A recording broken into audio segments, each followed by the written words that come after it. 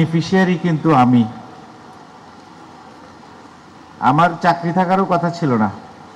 25 বছর হয়ে যাওয়ার পর 2024 সালে আমার 25 বছর চাকরি পূর্ণ হয়েছে। তো বাধ্যতামূলক অবসরের জন্য দিন গুনছিলাম। কারণ প্রায় 8 বছর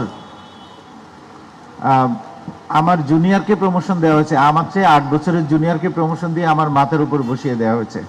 তো আমাদের আর কোনো এমন দম বন্ধ অবস্থা ছিল যে আমাদের আর চাকরি থেকে চলে যাওয়া ছাড়া আর কোনো গতি ছিল না। আমরা নিজেরা সিদ্ধান্ত নিয়েছিলাম যে নিজেই স্বেচ্ছায় অবসর নিব, কিন্তু পরে পরিবার এবং আত্মীয় স্বজন থেকে বলা হলো যে দেখো, তুমি যদি এই কাজটা করো তাহলে তুমি আরো বেশি হয়রানির শিকার হবে, বরং মাইন্ডসেট করে রাখছো ভালো, যেদিন বিদায় করে দিবে সেদিন আলহামদুলিল্লাহ বলে চলে যাবা।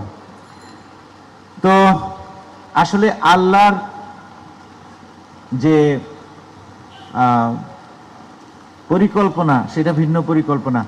কিছুদিন পরেই আমাদের এই বাংলার অকুতোভয় জুলাই যোদ্ধারা এই দেশটাকে আবার দ্বিতীয়বার স্বাধীন করেছে।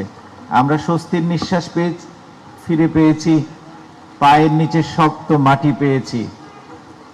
এই দেশটাকে আবার নতুন করে গড়ার শক্তি পেয়েছি।